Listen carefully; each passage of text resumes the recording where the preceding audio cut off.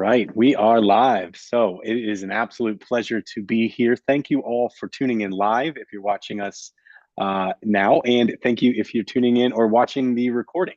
We really appreciate you being here. Just a couple bits of housekeeping. If you would like to ask Monica a question, you can use the chat or the Q&A feature, and I will be monitoring that from the back end just in case she misses one of those questions. All the links and resources that Monica is going to share, we are going to put in the chat and we're going to email you tomorrow. And if you're watching the recording, they are down in the description. So don't you worry, you'll have access to everything that Monica shares tonight. And to you, Monica, thank you so much for taking the time to be with us. You're such a regular here, and we love having you. Your ideas, your energy, it's phenomenal.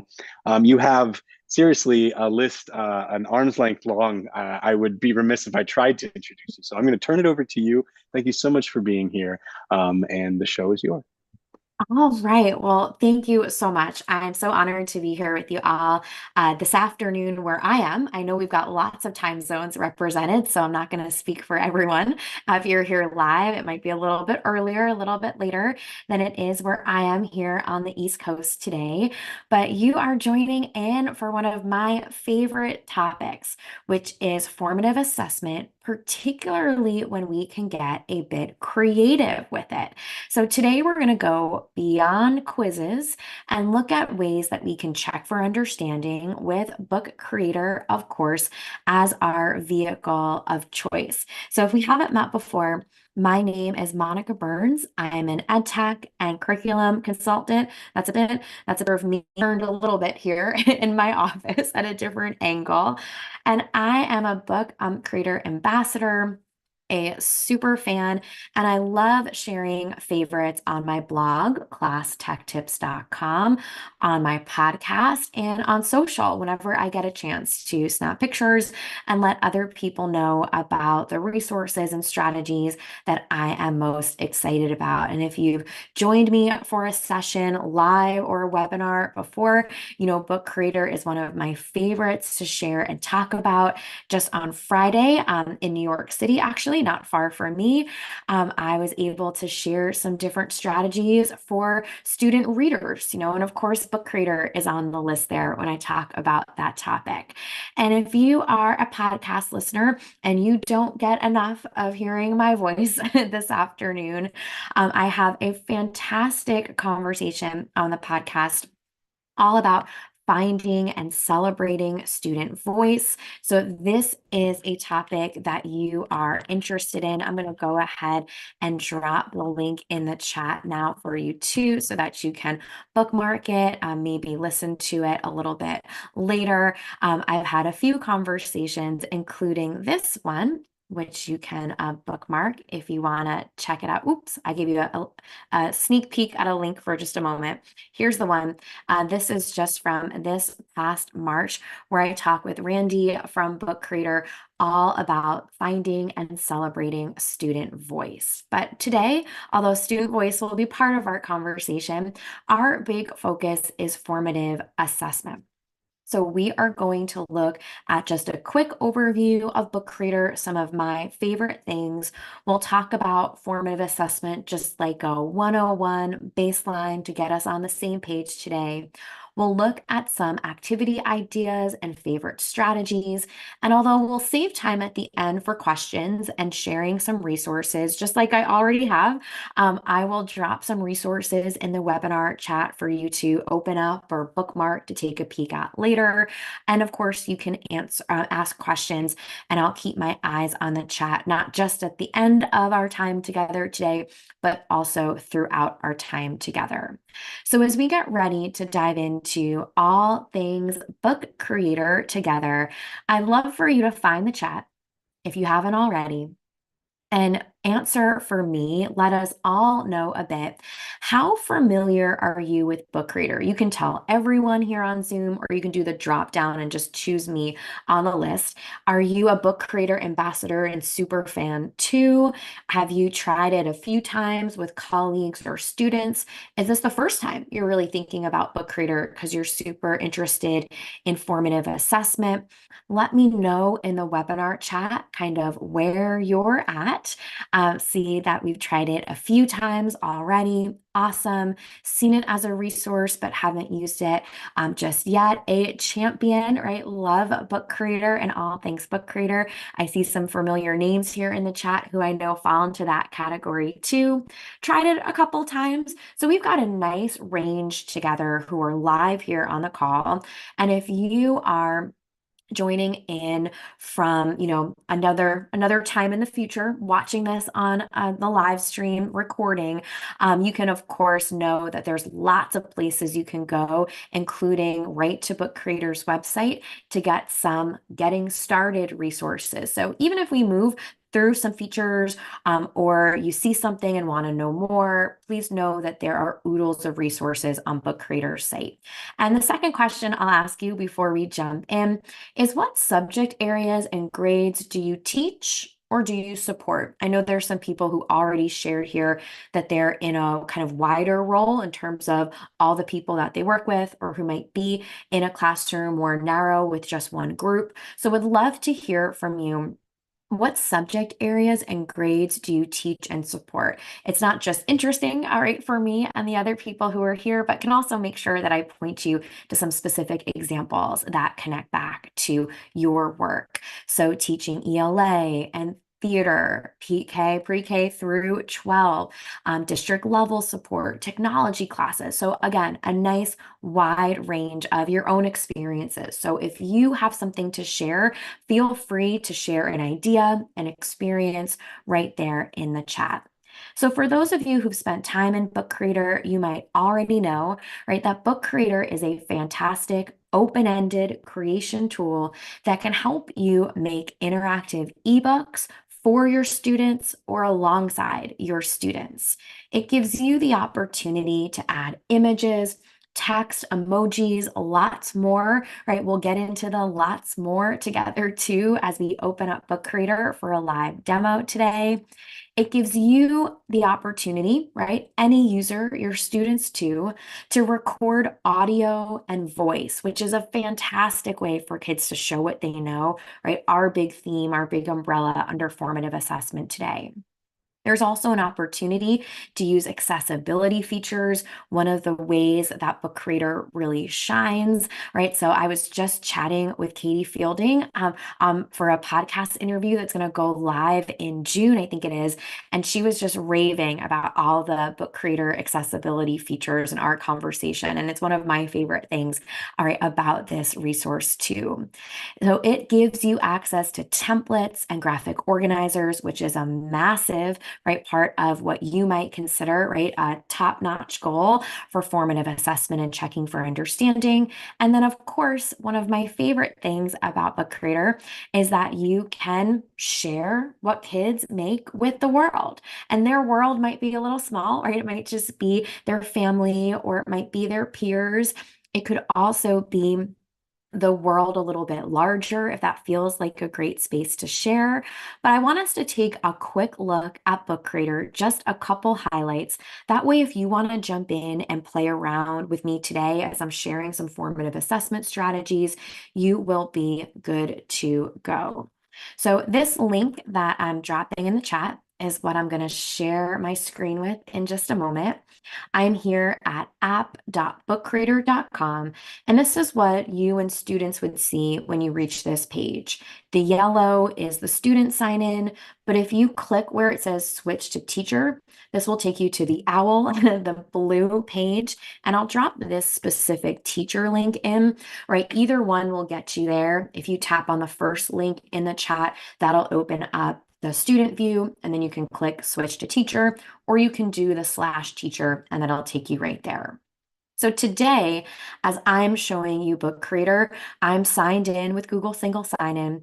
I've already set up my library, and I'm going to jump straight into creating a new book so that I can show you off some of these formative assessment strategies together today. So I'm going to go here into my book creator behind the scenes. And depending on the group that you're working with, you might set up a brand new library for one class. And this would be where all of their journals go, or all of the places they put a do now or an exit ticket, right? You name it. You could set up this routine a few different ways. And so when your students get in here too, they will jump into this library that you've made for them. They'll click on new book and they'll see exactly what you see here on my screen. So if you want to make a book alongside with me today, if you want to press on all the buttons, that's awesome. If you'd rather sit back and take a look as I'm taking you through this, totally fine too. I'm a big believer in choose your own adventure. And I know that sometimes for webinars, people are on the go or multitasking a bit as they're listening and watching. So here I am inside of Book Creator. I love the comics. I love all the templates, but we're going to head first to blank books. And although all of these shapes are great, I'm going to use the landscape today just because it gives me a bit more real estate to demo with you. And so you can have students create an interactive journal. This could be their notebook they use to kick off every lesson, or it might be the one that they use to put a quick exit ticket or exit slip response in every time you ask them to or you give them a prompt. So as we're thinking about formative assessment today, I'm simply going to go to the plus sign, head to my text. I'm going to type in Monica's journal. We're going to keep it kind of broad with my example today, but you might already have a vision for this for your group too. I'm going to hit done. And if I want this to be a little fancier, maybe in the middle of my page, I click it so it's blue. I go to my inspector button. I can dial up the size. I can change the font, maybe even choose an open dyslexic, like we mentioned the accessibility features before. I can change the background if I want it to maybe be a little blue, or I could change the color palette if I want it to pop a certain way. We'll leave it like this for now. And I'll go ahead and put my journal right here. Now I could also add pictures here. We'll talk more about these as we think about it in the context of formative assessment. But if you're having kids build out a journal to get started with a new formative assessment routine, you might have them snap a selfie for their journal, search for an image. I'm just going to type in flowers here. And when I click on it, I can see that it came from Pixabay. So I know I can feel good about using this photo with permissions, right? It'll drop here on my page. And I could, of course, add some more things, maybe spin it, give it a little attitude there as I place it here on my journal. So super simple, the plus sign where I'm adding to my page. We're going to come back to all of this on the same view in just a moment as we think about the formative assessment connection here. So now that we've taken just a quick peek, all right, at Book Creator and some of the core buttons, let's think about what's possible with formative assessment. So formative assessment is essentially our opportunity to strategically, intentionally check for understanding with a group of students. And there's a lot of things that go into this. And if you are already thinking about formative assessment routines, some of this vocabulary or, just wrapping your head around why you would do this might be ingrained in your everyday practice already. But today, just as it connects to what we'll talk about, so it might take place before, during, or after instruction. And when I say instruction, that could be a 45-minute lesson, like our 45-minute webinar together today. It could include the end of a 2-day or a week-long activity. It could include a thumbs up, thumbs in the middle, thumbs down. Oh, I forgot that Zoom reads all of those when I do my thumbs up. So a little extra energy there for us today, right? So it could mean a lot of things, but we're going to look at it in the context of a creative avenue. So this is our opportunity to check for understanding, to check for misconceptions, what a student thinks they might know about a topic. And we can even check for student interests, like what are they talking about? What are they excited about from a particular topic? All of it is essentially informing our instruction, and it connects to success criteria and our action item, right? What we're going to do next. text. So when it comes to formative assessment, as I mentioned, this is a topic that I love to talk about and share. And we just released a new version, an updated second edition of a free ebook that I helped create with the team at Book Creator all about formative assessment. And you might have taken a peek at this already. I'll share the link with you before we finish up today. But what we're going to do during our time together is go a little bit deeper into just a few. I chose just, let's see, 6 of the strategies to go into a little bit deeper. And then you'll have this resource to continue to explore after our time together today. So let's jump right in. I'm going to share with you the strategy. We'll go out into Book Creator and take a look. And I would encourage you to play around, right, as I'm sharing this with you so that you can press all the buttons, ask your great questions, right, as we're exploring this together. So, the first strategy that we'll look at, the first tip for checking for understanding, really going beyond a traditional quiz, is to use audio responses. And you might have spied it when I was showing what was behind the plus sign there, right? I showed you how I added text and how I searched for and added that image. But audio responses are a fantastic way to really hear from students. You can probably hear the enthusiasm, right, from my voice as I am talking to you today.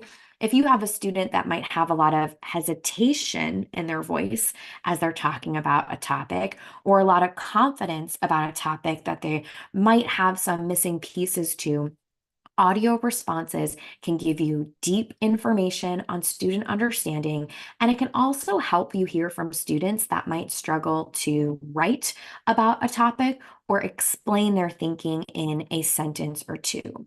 So let's go back out and take a look at that Book Creator journal I just started for us, and we'll look at ways to use audio responses. And if you've been with me before, you know that I can't help myself. I'll point out a couple extra favorites that might be useful for you alongside these audio responses. So here's my journal again. Let's go to the very next page. And let's imagine that you've asked students to share one thing that they've learned today, one question that they have, right? Or another more specific prompt to your particular content area. I know we've got a wide range today. So I'm going to go to my plus sign. And this is where the record or the audio lives. So this is where you might have a student respond to a prompt and add this to their journal or to their page. So I'm going to hit record. Then I'll go to start recording. You might have students do a turn and talk and practice with what they're going to say. You might have them put the question or the prompt as a text or sentence on the page, or you might use a graphic organizer like we'll look at in a moment. But for now, we'll just imagine I'm going to share the one thing I learned today. So students will hit start recording. It'll count down. One thing I learned today is that you can use audio responses to hear from students. I'll hit stop recording. I can replay and check if I want. And then I'll say, yep, use this recording. And it will pop it on my page. Now, students can make this bigger or smaller depending on what they're working on. They can go to the shapes button actually and even add a shape maybe behind it. It's covering it now, but if I go to the inspector button, I can say put this towards the back and then it will go into the back. So they can put this on the top. And then they can also add a transcript. Now, not only is it lovely to be able to press play, one thing I learned today and hear from students, but you might find it's a little bit easier for you to review responses if you have a text version. So you can have students go through, right, a normal routine of recording, then hitting the inspector button and going to add a transcript. This will let them choose the language they were speaking in, and it'll say generate automatically. Now, I could kind of go on to what I was working on, or I could look here and say, yep, that's perfect. Even with my New York, Long Island accent, it got all of my it got all of my words just right. But of course, I could make changes if I needed to, and I'll hit save. And now if you notice, there's a little extra graphic right there. So someone could click it and see the transcript. So using audio responses is fantastic for hearing from students, giving them more opportunities to share, and also for you to hear like their mood and their tone as they share too. Now, a couple things that I want to point out here. I put a shape in the background. You could also have kids go to shape, right, and choose the arrow and point to what they're working on here, right? And they can add that arrow to say, like, listen here. They could also use kind of a spin on this. So, not quite audio recording, but they could do voice to text if they wanted to also. So, they go to the plus sign, text, and voice to text. They would start talking and it will take their voice, it'll dictate, and it will go into this text box. And just like before, I can edit it, make any changes I want, and hit done. Now, if you're in a classroom environment where recording voices doesn't seem like the best choice, maybe it's a little bit noisy, or maybe students don't love talking about something or they're a little intimidated, you might use this as another option to make a voice connection. Although you then are losing that, you are losing being able to hear kind of how they're feeling about something too. So pros and cons, right, to choosing both options. So let's head back over to the slide deck. I've got a few more to share with you, right? So in the next option is one of my favorites. And if you've been around Book Creator for a while, you might not have used the feedback piece just yet. So if you want to add feedback and maybe you already have feedback as part of your routine with students, you can do it right within Book Creator. So let's go take a look at what you're seeing this in this screenshot. I'm going to show it to you live. You'll be able to see how you can add text just like Dan did at the top, GIF or emoji, just like Dan did here, or more options down here at the bottom of the screen. So let's go ahead and take a look live. We're going to add some feedback right onto that page that I just shared with you. So it might be not obvious at first, but once you see it, you can't unsee it. It'll be there for you all the time. And so the plus sign all the way down here in the bottom right-hand corner. So we've been paying attention to the gold yellow one up here. We want to go to the one down here. We're going to click on that. And this is the feedback option. So when I go down here, I'm going to be the first person to leave feedback on my imaginary student here, the page I'm making for you. And I'll go to add comment. So I could type in something like, great job using the sentence starter or whatever specific feedback I want to give. I could type that in and hit post. It'll know it's me and it'll put that in. I could also use the video button. I'm on video here in Zoom, so sometimes when I press this and I share it with you, it gets a little funky, so I won't, but just know that you could jump on video here. So that you could record a video for students. You could also record your voice so they can hear your enthusiasm and excitement. So I'm going to go ahead and share my feedback.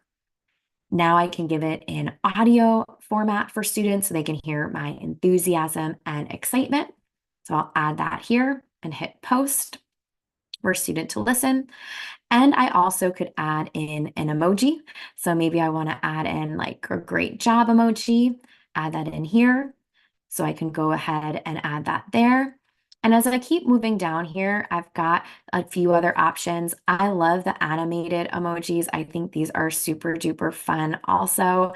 And if you're hitting the plus sign here, you can even add more stickers and other things from the App Store. So scratching the surface a little bit with this particular one, but when you are jumping into student work, having the feedback option is awesome, right? It's a great way to make sure kids are checking back, seeing what you've added, right? This might expand into a peer feedback routine. But for us today, right, we're thinking of ways that you might make the most, right, of these different resources to really give kids great, actionable feedback on their work. So we've looked at two strategies so far. We've looked at using audio responses and adding feedback. I'd love to hear from you in the chat. Do you already have a way that you're doing this? How do you check for understanding and give feedback? If you've got a great routine that you like to use, if there is a strategy that works particularly well in your learning environment, if you've used Book Creator for this before, maybe you've tried out the feedback before, let us know there in the chat, right? Or if there's something that your students love, like maybe they love giving a response on video, not just with audio, let us know in the chat. Not only is it great to hear, right? But it is also something that other people who are joining live or watching the recording could appreciate hearing too. Yeah, Catherine, 2 stars and a wish is definitely a favorite. We won't talk about it specifically in the webinar, but I do include it in that ebook that I help the team at Book Creator make. It's one of my favorite ways for kids to get excited, right? Get great feedback and have something to take action on. So awesome. Yeah, keep any of these coming, right? If you've got a favorite way to check for understanding or give feedback, let us know in the chat. I'm going to keep us moving as we look at a few more examples here. So next up are graphic organizers, which are an absolute favorite. I love graphic organizers. They're one of my go-tos for checking for understanding. When I first started using Book Creator and sharing it with educators, I would make graphic organizers by like moving around different shapes inside of Book Creator, but they have released over 100 graphic organizers for you to explore. And it's so cool. You're going to love it if you haven't seen it yet. If you have seen it and you have a favorite graphic organizer, let us know in the chat because I'm always curious about that too.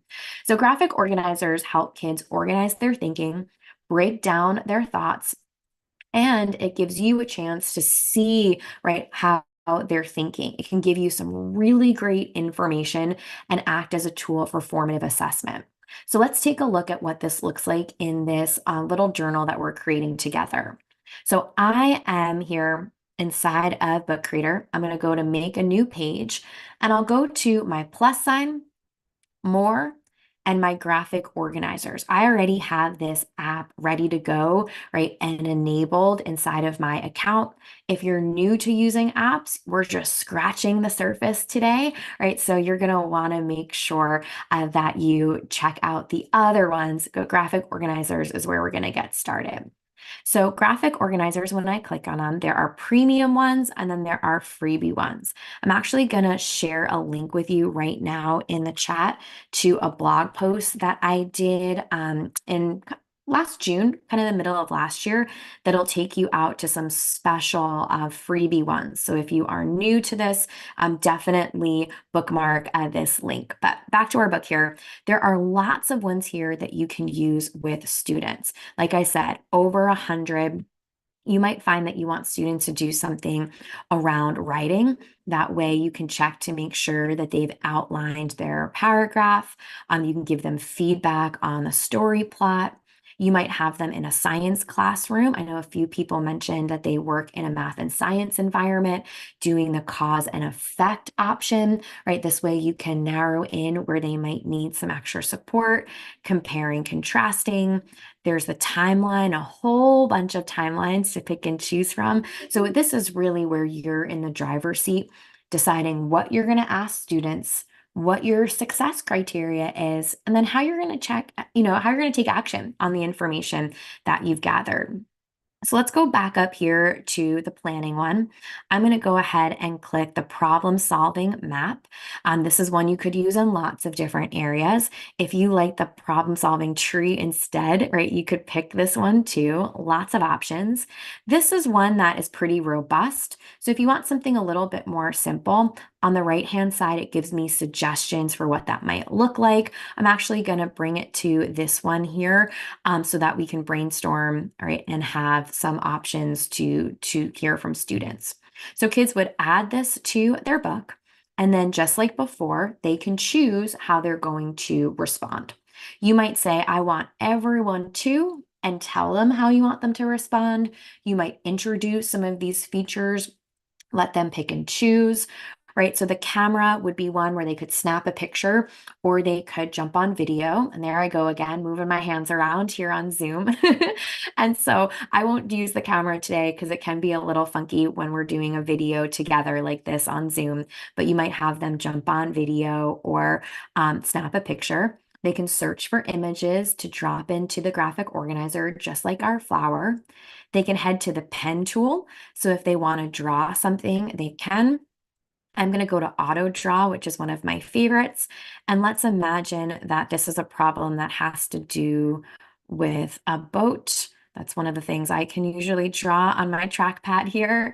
And then up here at the top, it gives me the auto draw options. So let's go ahead and place this here. We'll say the problem has to do maybe with a sailboat. We'll hit done. That'll drop my illustration in there. And then, of course, kids can add text or they can record their voice. So lots of options for using these graphic organizers and deciding what is going to be the very best fit, right, for that particular group. So, so many directions that you could take this in. I love the graphic organizers and I love that kids can combine it with different ways to respond. So just scratching the surface with the choices here, plenty to choose from. So in addition to graphic organizers, you might want students to share in a journal space what they've accomplished somewhere else. And this is an opportunity to integrate other favorite tools into what you have done with a group. So students might have made or created something in another tool, and now they're going to share what it is that they made. So I'll show you an example of this here. Let's go ahead and switch my screen back to our Book Creator web browser. So on a new page here, students might have taken a photo already, made a video, maybe in a tool like Flipgrid, or maybe they've generated an image with Adobe Firefly, and that's part of their response. They can go to the plus sign here, and they can go to images, and this allows them to upload anything from their computer, right? So if they have a picture, if they have a video file, if they have an audio file, they can upload it right here. They can also put in text and say, click here to view my blog post, and then they can highlight it, make a link, and they can put in a blog post. I'll put in that one on graphic organizers just to show you. So this is another way to connect to content in different parts of the web. They can also go to the plus sign to more, and there may be something that they've made in another place where they want to embed it. So with the embed, they can copy and paste the link or an iframe code from another tool. As you can see with the icons here, this works well with Google Forms, with Microsoft Flip, with YouTube, with Adobe Express, Google Sheets, you name it. You can pop it back in here. And they also have another kind of resource on all the things you can embed. So if you're curious about this, I'll add the link here in the chat for you. The other way students might add something is by going to the plus sign, back to the more, scrolling down and heading to files. This will allow them to upload a file that they might share in addition to moving through the media option that I showed you here. So this might not be the first thing that you do with a group performative assessment. It may be something you build into a routine, or if you already have a routine working within some other tools that's like kind of messy, you're jumping around from a whole bunch of different things, Book Creator can be a really great anchor to pull together all of these resources. So integrating other favorite tools, a really great option. Now, you might also decide that you are going to use Book Creator as a way to collect exit slips. You might do this at the end of every day. You might do this every Tuesday and Thursday. You might give kids the same prompt every day, like a what was your biggest takeaway? or what's a question you still have, or you might have a very specific question related to your success criteria, and you know that depending on what someone says, then you are going to take action the very next day. So I want to show you how you can set this up for a group. We've looked at a lot of the options already inside of Book Creator, but if you want to set this up for a group so that you have a routine, you'd want to follow these steps. So I'm coming back out to my teacher dashboard, to my library. Mine's kind of busy because I use it with teachers when I do workshops all the time. I try to clean it out every month or two. But you can see I've got a whole bunch of things that are overdue for a cleanup. And so if you are going to build this routine out, you would go to create a new library, and then you would decide, is this for everyone in my class? Is this for exit tickets that we use all the time? Is this just for period 4? Is this just for my 3rd grade science class? Totally up to you how you might set this up. So we're going to imagine that these are going to be our period for science exit tickets. Now you can then decide, do you want kids to search for images? You might want to, right? If they're going to include a picture with their response. You're going to want them to edit their own book. You might only want them to create one book. That way they don't get confused. For formative assessment, this can help you stay organized also, right? And this is something that you might want more options if you're doing like a culminating project. For exit tickets and things that are related to formative assessment, you might not want kids to see each other's books. I think it's a great option to have them look at each other's projects, give lots of feedback, but this is a little bit different what we're talking about today. So you probably also want to turn off collaboration. You may want them to use spell check, right? If you're not checking for spelling, and you'll probably want to add comments, right, as part of the feedback routine. Then you would create this library, and right now it's empty. So if you want to invite other students, right, invite the students into the class you would give them an invite code so that they could join the library. And if you haven't been here recently, right, if you haven't used Book Creator recently, you might know about the code, but you might not know about the invite link. So when you copy the invite link, and I'm going to give you this invite link in case you want to jump into my library right now as we're together for this webinar, you can give it to them. They can click on it, and then they can join your library that way too. So once people start joining my library, I've got a couple people who have joined in already. When they make a new book, this would be their exit ticket book, then every day I will see on my bookshelf, right, all of the books that have been made. I can go in, I can check Christine's, I can check Michael's, I can check Ashlyn's, I can check whoever, right? And I can keep up that formative assessment routine. So this is a favorite way, right, to check for understanding, and you can build that routine right within Book Creator so everyone knows where to go, right? You do this with a regular cadence, whatever that might be. So would love to hear from you before I share one final strategy and some resources. And of course, we take questions. What strategies can you try out this month? If you're joining us live on April 23rd, we've got 7 days left in the month. What is something that you could try out this month? If you're watching the webinar version, like, or the recorded webinar, I should say, maybe you're thinking May or June or later into the school year, but what's a strategy you might try out this month? I'll give you a moment while I take a sip of my tea here, and then I'll give you one final strategy before we go into questions and some extra resources.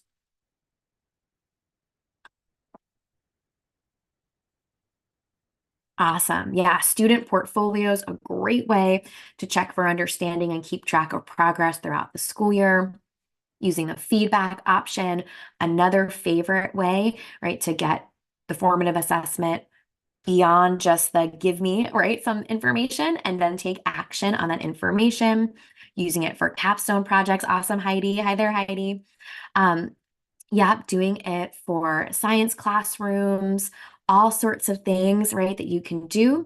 So I couldn't help but share like a final strategy, all right, that goes along with the question I just asked you, which is the formative assessment strategy of having kids set goals that you can check in with, right? You can make sure that they are making progress and you can watch them along the way. You might use the goal setting graphic organizer. This is one that's built right into Book Creator, or you might have them make a page that they put a response to every Friday over the course of a semester. Maybe they choose audio, maybe they jump on video, right? They could do lots of things to capture their goals. So we have just about 5 minutes left here. So I want to make sure that you have time for any questions. You can jump into the Q&A, you can go straight to the webinar chat, whatever feels good. And while you're doing that, I'm going to put a few resources in the chat that you are going to want to bookmark for sure. The first one I'll put in there for you is that ebook that I just created with the team at Book Creator. Like just new, like pretty new for you to explore. I'm actually doing the announcement on my blog tomorrow, so you're kind of getting a sneak peek at it today. So you've got that for you. And then I'm also going to share with you some of the remixable books from Book Creator. We didn't talk about them specifically today, but I do mention them in the formative assessment resource that I created, and I love them. I think they're really, really useful and great for checking for understanding too. Monica, this has been phenomenal. Your strategies are so wonderful, and you're so succinct at explaining things. So it's wonderful to have you on. I came on because we have a question that I think would be great for you. So this is from Janine. She says, can you create a book with preset graphic organizers so that each student has their individual book with the pages you wish them to fill in? So you have some options when you are creating that library and inviting students in. You could make a book and then you turn on collaboration and let a bunch of students work within it. You can open up the graphic organizers so that students can pick and choose, just like I shared with you today. So you have a few different options for how you can leverage these graphic organizers. They are absolute favorites. Awesome, thanks. And Catherine, you're asking where do you get to the ebook? I believe it's the link that Monica shared that is a I'll drop it read. back in here. Yeah. And I think she's talking about the new formative, the refresh of the formative assessment book. You got it. Cool.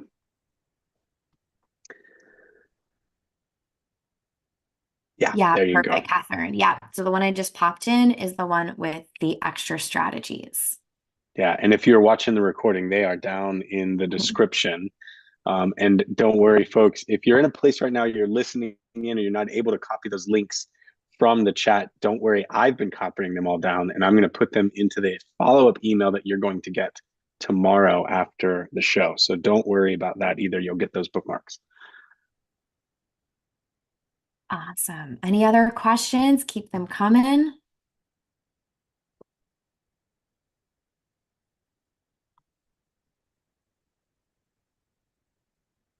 And yeah, if you dive into that 15 strategies book, you'll see a few others that we didn't talk about today that are just as wonderful, I think, right? Or just ones that are just as much favorites, doing video reflections, that 2 stars and a wish, using the shapes, which I kind of showed, but we didn't go into too deeply.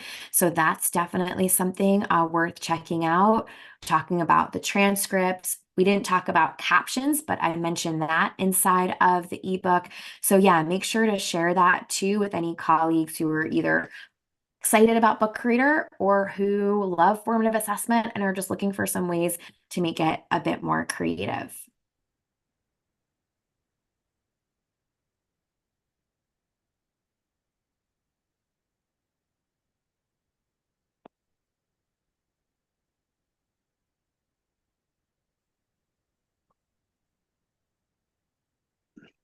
Yeah, I can definitely show you that too. So Catherine asked about the books reading themselves, so being able to do the read aloud piece. I'm just going to open up my Monica's journal here again and share my screen.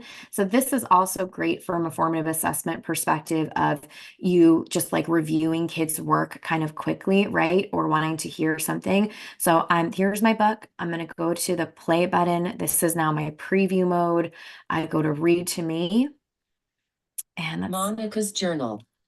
They would start talking and it will take their voice, it'll dictate and it won't go into. yeah, so you can see here. And if I click on the settings here, it'll allow me to kind of make this my own in terms of what I want this to sound like. So I can choose even different voices if a student is writing in a different language than English, which is the one that I showed here. So lots of ways to make this your own.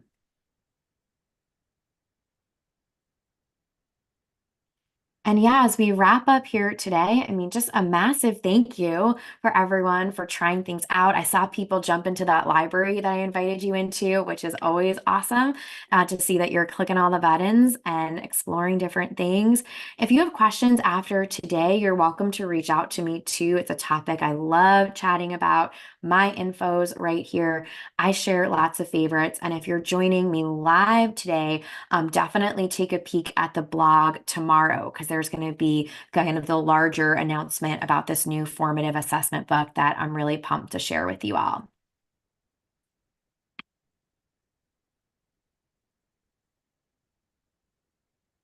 Well, all right. Monica, thank you so much for your time. Yes, you can upload videos. You can also record videos, just to quickly throw that answer in there. Thank you so much for your time. It's an absolute pleasure to have you with us.